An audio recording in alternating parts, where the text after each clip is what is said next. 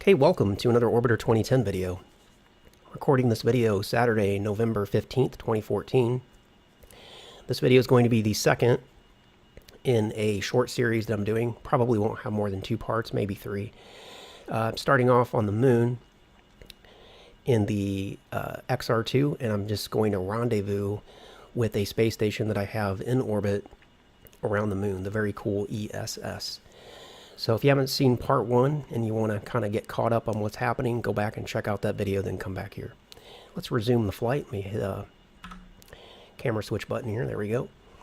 And so this is exactly where I left off at the end of the last video. I got up into orbit, and I'm more or less circularized, and I'm kind of chasing the ESS at this point. It was almost just purely dumb luck that I was almost able to rendezvous with it on my first pass up to, or one of my passes up toward apoapsis, without even doing any sync orbit or transx or anything. And if that had been the case, it would have just been purely dumb luck. You know, I certainly couldn't do any calculations like that in my head. So where we left off at then is that I'm trailing the ESS by, a little bit, and I'm a little bit higher than the ESS on this side of my orbit. And I think I've decided that I'm going to use my apoapsis as the rendezvous point. Let me just take a quick look. Yeah, it wouldn't be bad to do it here because I'm kind of at the terminator between sunlight and night side. So if I rendezvous here around this area, then I'm not going to be like flying in the pitch black of night. And I always like that. So let's go ahead then and kind of warp time forward to get over to the periapsis. Before I do that, let me set up my navigation equipment. Let me go to ComNav, Control I, and bring up the vessel, and we're going to select ESS off the list. Set that kind of over here. Pull this down, make it larger so I can see everything. Now, first thing I want is the transponder, and that's going to be 13220. That's the long-range radio frequency, so that when I'm, several hundred kilometers away, I can still get a signal. So I'm going to bring that down to 132.20. And there's my long range. Now I'm going to set up 1 or 2 of these for some of these docking ports that are available. You can see there's actually something docked on docking port 3, so we're not going to be able to use that one. But let's see if, let's just do 1 and 2. That'll give me 2 choices when I get there. So let's go, that's going to be 113.45. Let's just do that one. All right, there we go. So we have that set up. So now when I get close, I can change my nav over to nav 1. That'll give me the long range, and I'll have an idea of how far away I am from the target. Okay, but for now, let's go over to periapsis. And we're going to bring down the high side of our orbit. We're going to bring it down about 19 kilometers, it looks like, 21, something like that. So around the moon we go. Where we stop, nobody knows. No, I know. We're going to stop at periapsis.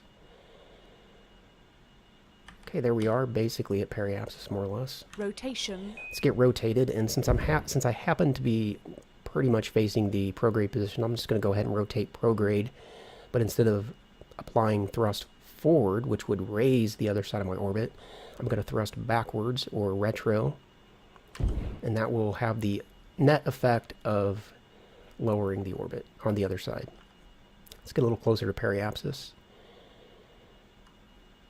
And I remember that I still have the retro doors open, so I'll take advantage of that and use those. They're quite a bit more powerful than the translation. So I want to bring my altitude down on the other side. So periapsis, I want my apoapsis to be right there. Let's bring it down just a touch more. Translation. Use translation for that. Let's go with that. So now at worst, I'm only 1 or 1.5 kilometers difference in altitude on that side. Let's bring back up sync orbit.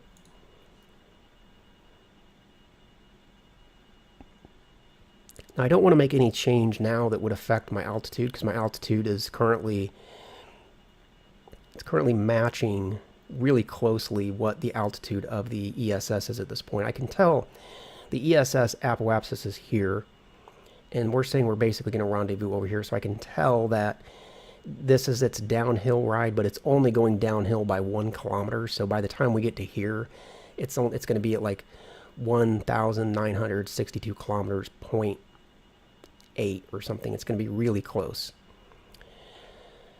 Let me also bring up a line plane, and as I'm coming up to the descending node, actually I should have took care of it there at the ascending node, but I'll do it as I get over to the descending node. I'm going to clean up that last little bit of difference in relative inclination. It's not really necessary, but the fact that we're going to cross the node, there's really no reason not to do it. And all it's going to do is basically just make sure that when we do rendezvous with the ESS, am I passing it? That kind of sucks. Deal with that on the next ride around, I guess. Actually, we'll take care of that at apoapsis. Here, what I'll end up doing, I'll have to raise my periapsis up high enough so that I'm higher than the ESS, so that I'll slow down, and that's actually going to have an interesting effect we'll have to take into account, and I'll explain that when we get there. But for now, let's clean up that last little bit of relative inclination. Coming up to the node, we'll get right up on top of it, and we'll just use translation. And the ascending node's anti-normal, which means we would thrust this way, so we're going to thrust this way up a bit. Let's get a little closer. Rotation. Translation, I'm going to thrust 2, which is going to push the vessel up just a touch.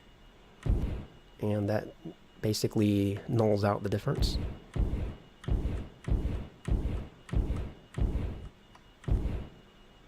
Okay, we'll go with that.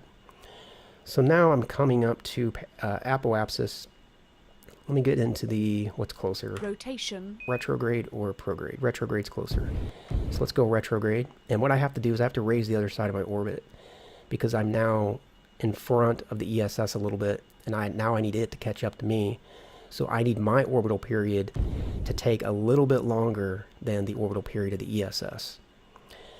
But this also means that if I do that, currently, I'm at apoapsis. I'm currently at the highest point of my orbit, and I'm telling the system, I'm telling sync orbit that this is where I want to rendezvous. I want to rendezvous at my apoapsis. But if I raise the other side of my orbit higher than my present position, what's going to end up happening is that my apoapsis is now going to be my periapsis. So I have to tell sync orbit, after I do this little bit of a burn, I'm going to have to tell sync orbit, well, now I need to rendezvous at my periapsis instead of my apoapsis. It's still the same position in space, but now, since I've raised the other side of my orbit higher than this point, then this point is now going to become my periapsis. So let's get closer to the apoapsis. I'm currently facing retrograde, which means I'm going to need to burn backwards, so I'll use the retro engines for that. And because if I want to raise the other side of my orbit, I need to burn prograde into my position. But if I'm facing backwards, then burning prograde would actually lower the other side of my orbit, and that's not what I want. Let's get facing this position. We just passed apoapsis. Okay, let's raise up the other side of the orbit now. And watch what happens when it crosses that yellow line. You're going to see that my apoapsis and periapsis trade places. Go a little bit more. Okay, I'm now there they go. Now my periapsis is where I'm at right now, because the other side's now a little bit higher. Okay, now I want to decide. Let me bring up sync orbit. Translation. Can kind of go ahead and take advantage of the DT min here. So it's basically what I'm looking at now, although I have to change this to periapsis. There we go. Wait, ship's periapsis. I almost forgot to do that.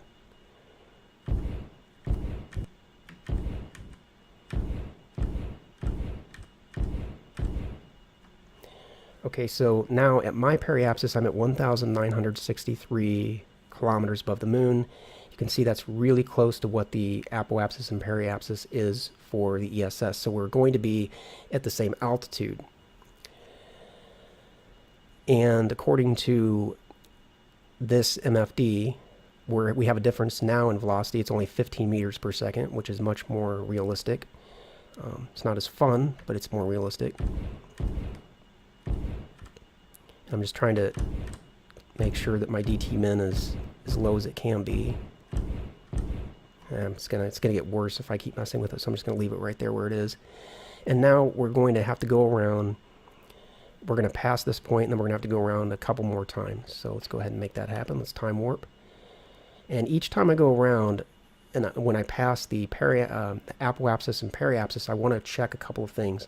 So right now, what I'm going to check, since the ESS is approaching this point, I can make a mental note. Its current altitude right here is 1,963, and that's exactly what my periapsis is. There would be some additional precision in there if I could have more decimal points, but that's good enough. So currently, right now, you can see the ESS is passing my periapsis, my green dot. This is exactly where the ESS is at right now, this very second. And right now, this very second, the altitude of the ESS is 1,963. So altitude's good. Don't have to worry about that.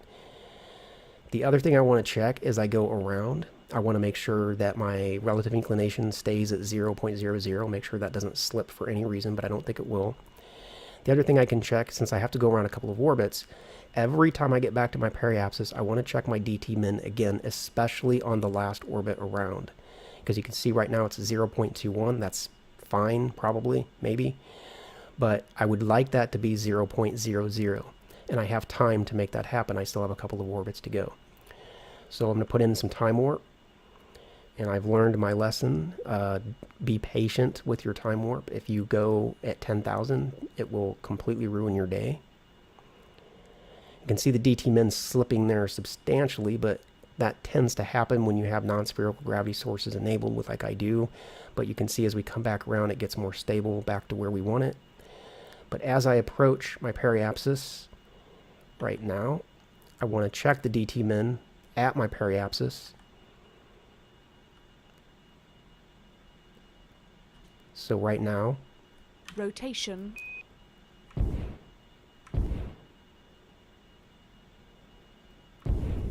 and I want to bring that down to 0.00, and it will go up and down, up and down, up and down, but every time I get close to periapsis, it should be steady if I get it set now.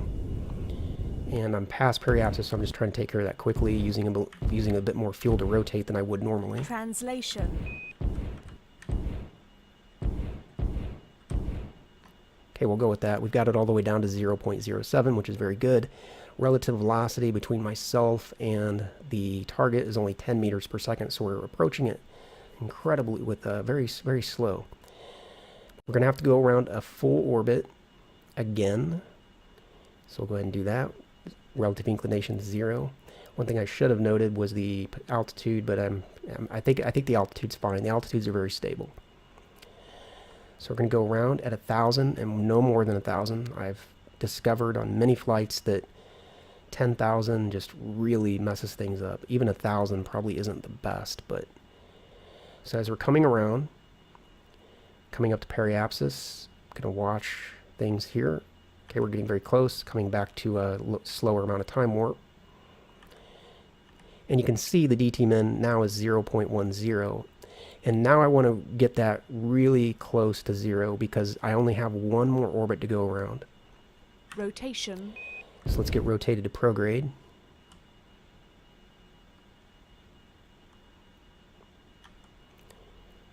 Okay, there's prograde. Now right as I approach periapsis,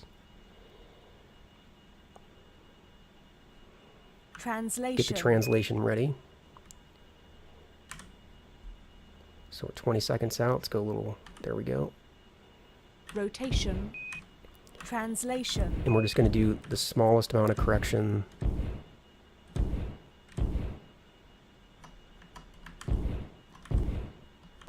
Actually putting in even a little bit of plane change at this point.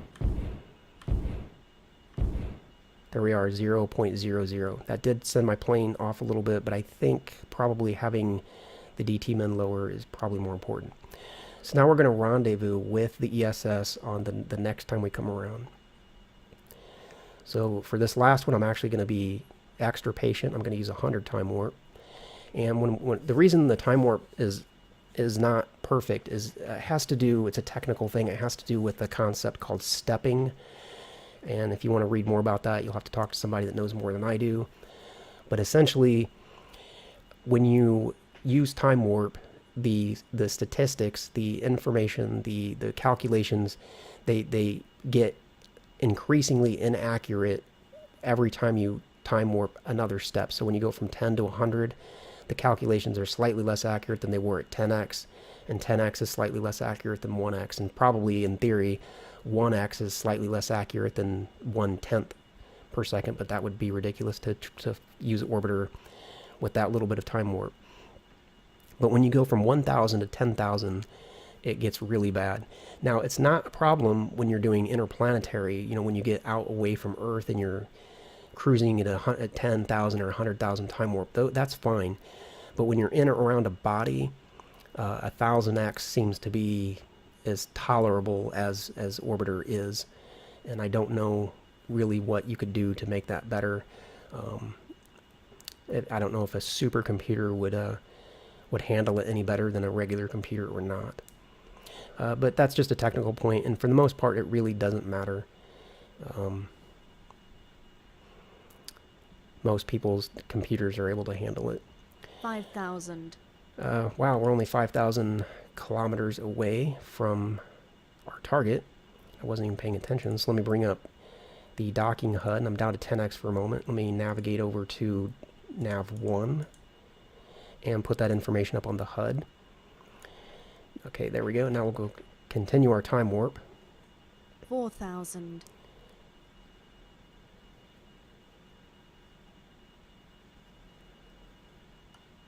3,000. And now I'm not even worried about this stuff or orbit MFD. I'm really just 100% focused now on the nav.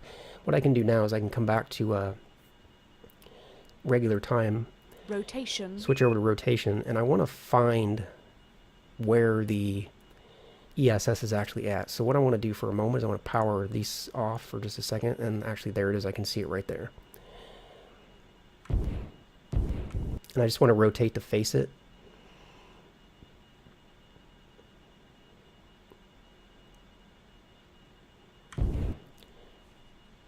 Now let me go ahead and turn this side back on, and I'm going to continue time warping. What I want to watch is I want to make sure that I'm continually getting closer to it and not farther away. And I know that I'm getting closer because the DST says that I'm getting closer. But I can also see the relative velocity.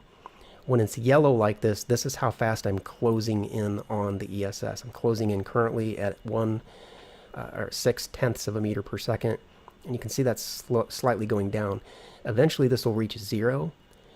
And this will turn green, and then this will start counting back up. When that happens, it means you're no longer getting closer, and you are, at that point, in fact, getting farther away. And if that happens, what you need to do then is eliminate any difference in velocity so that you're not getting farther away from the target. So I'll kind of show you what I mean here as we get closer. So you can see that number's coming down quickly. So the closest that I'm going to get is about 2 kilometers.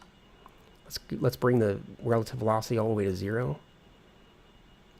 Let's actually stop it just a second early. There we go. So now you can see I'm still getting closer to the ESS, but only by, this very, very small amount. Translation. Rotation. Let me rotate toward the ESS. And I just want to make this point in case anybody has any problems rendezvousing. So you may find that you get to this point, and I found this early on, and this isn't like an absolute beginner guide, but I'll say this anyway.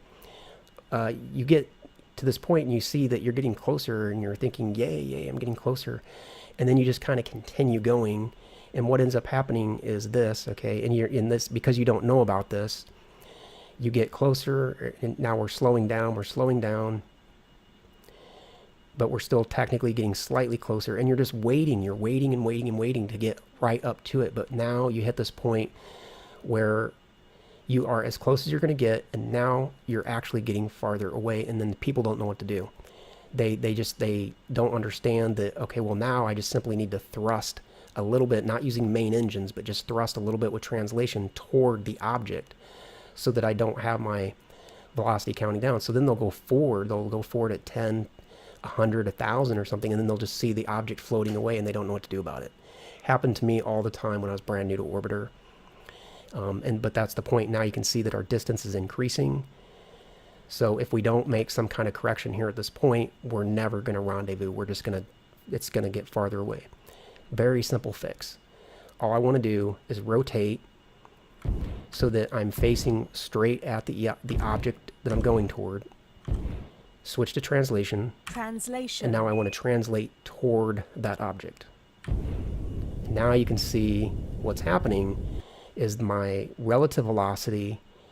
So in other words, myself compared to the ESS, I'm now getting closer, and you can see the distance is now coming back down. It's a very simple fix. And what I like to do is translate until the velocity vector, that's this guy, is all the way on top of the ESS. Because basically, like I've said in the hundreds of flights probably by now, wherever the velocity vector is pointing, that's where you are going. So if my velocity vector is over here, I'm going that way, and the ESS is over there. So going there when the ESS is over there doesn't make a lot of sense. So put the velocity vector right where you want to go, and pick a speed at which you want to close the distance. I think 5, 10, something like that is usually good. You don't want to put in too much, but on the other hand, you don't want it to be too slow either. But if I'm approaching at 0.01 or something, I'll get there eventually, assuming that I don't end up drifting away, but it'll take forever.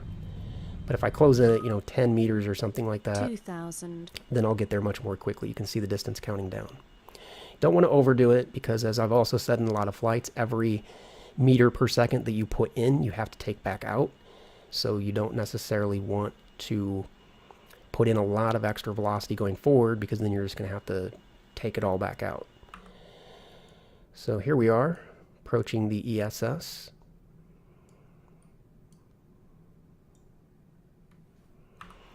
And yeah, I don't know if I'll have time to, I guess I'll probably have time to finish the rendezvous.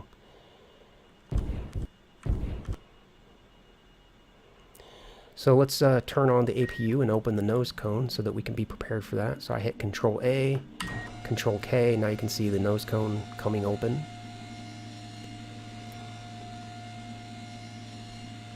A little bit of time warp to speed up that animation. Control A to turn that back off.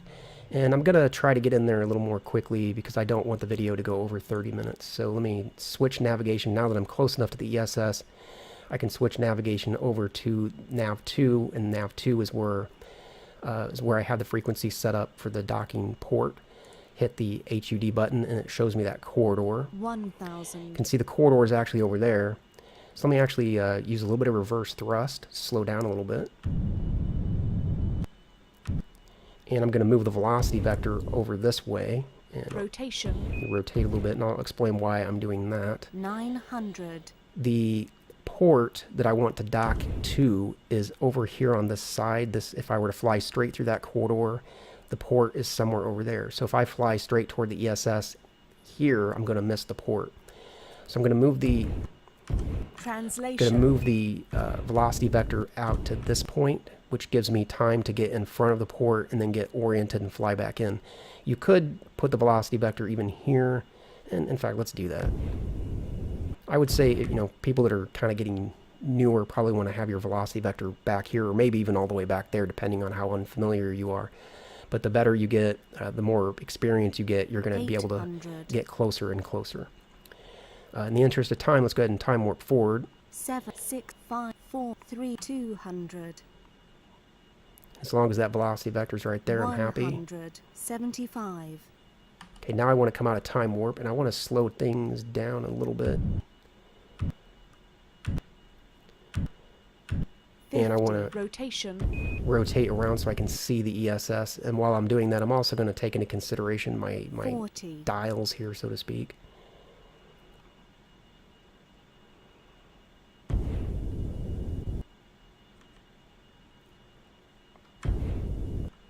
Translation.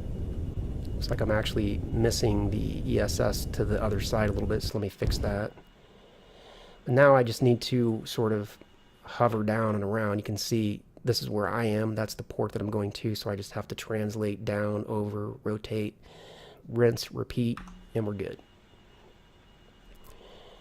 This navigation information, or this docking port's telling me how I need to be oriented with the port in terms of left, right, up, down, and then also in terms of rotation, like pitch, yaw, and roll. This tells me both of those things. Right now I can't tell where I need to be in terms of pitch, roll, yaw, because this X is missing. The X will come into view as I get closer to the port. So let me time warp over there. 30.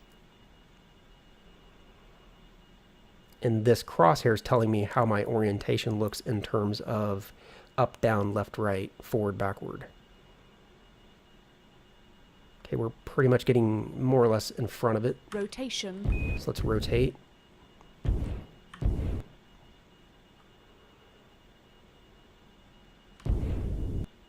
Let's get a little further down. Now you can see I'm actually dropping below the port a little bit. Translation. So if I want to prevent that from happening, I can just translate up a touch. And I can tell that I'm below it because this X, or this yellow crosshair, is above the line. If it's above the line, then that means I'm below and I need to go up a little bit. So I can just put in a touch of translation. And you don't want to overdo it.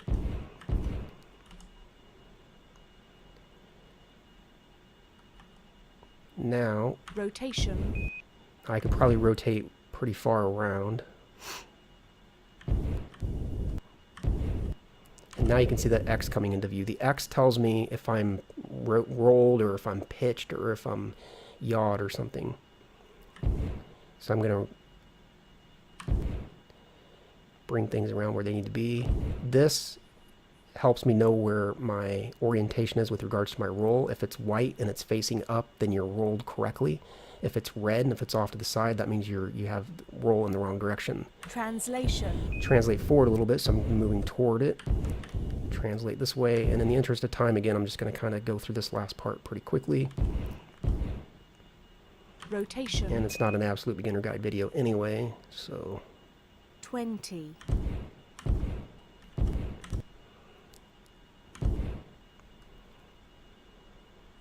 Translation. 15.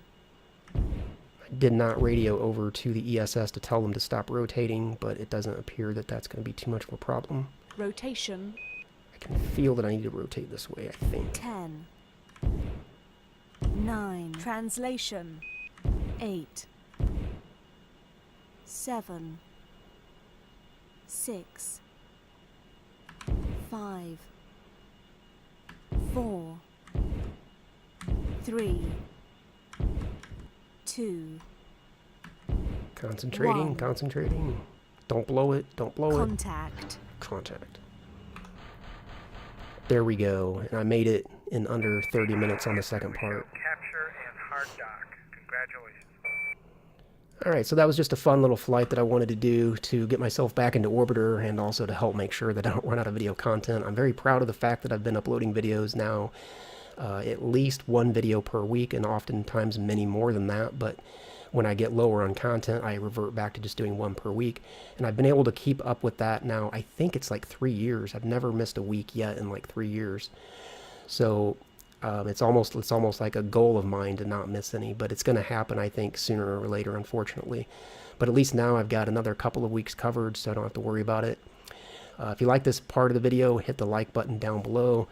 And if you didn't like it for any reason, that's fine. Go ahead and hit the don't like button. But do please leave a comment one way or the other. Let me know what you think.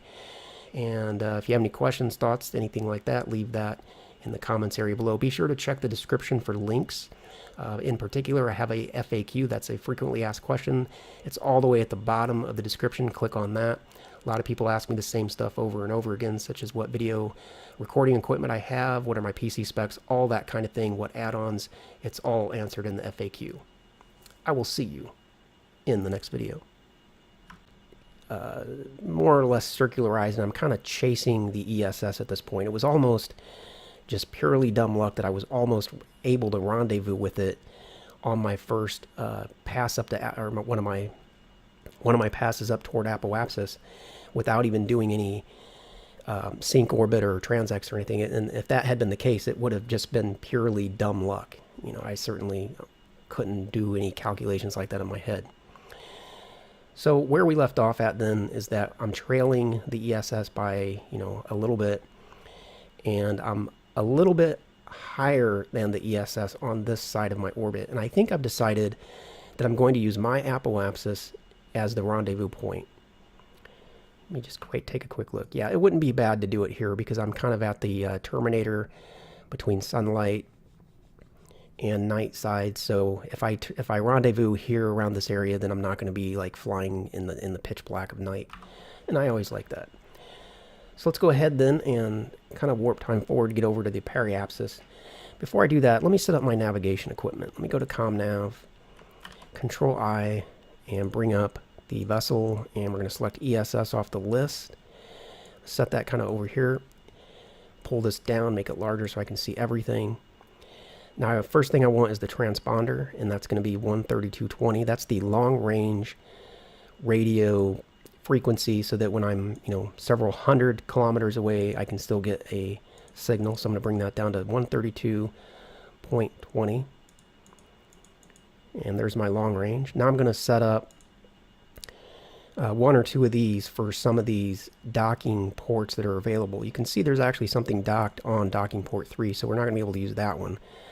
But let's see if, let's just do 1 and 2.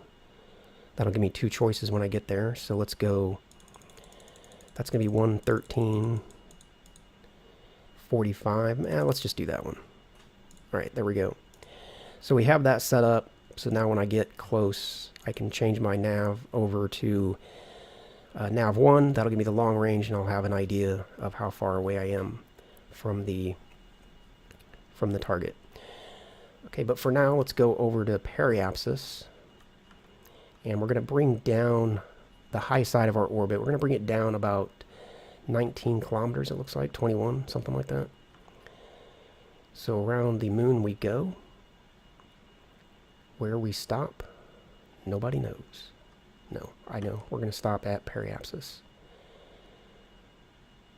Okay, there we are, basically at periapsis, more or less. Rotation. Let's get rotated, and since I happen to be pretty much facing the prograde position, I'm just going to go ahead and rotate prograde, but instead of applying thrust forward, which would raise the other side of my orbit. Okay, welcome to another Orbiter 2010 video. Recording this video Saturday, November 15th, 2014. This video is going to be the second in a short series that I'm doing. Probably won't have more than 2 parts, maybe 3. Starting off on the moon in the XR2, and I'm just going to rendezvous with a space station that I have in orbit around the moon, the very cool ESS. So if you haven't seen part 1 and you want to kind of get caught up on what's happening, go back and check out that video, then come back here. Let's resume the flight. Let me hit a camera switch button here. There we go. And so this is exactly where I left off at the end of the last video. I got up into orbit, and I'm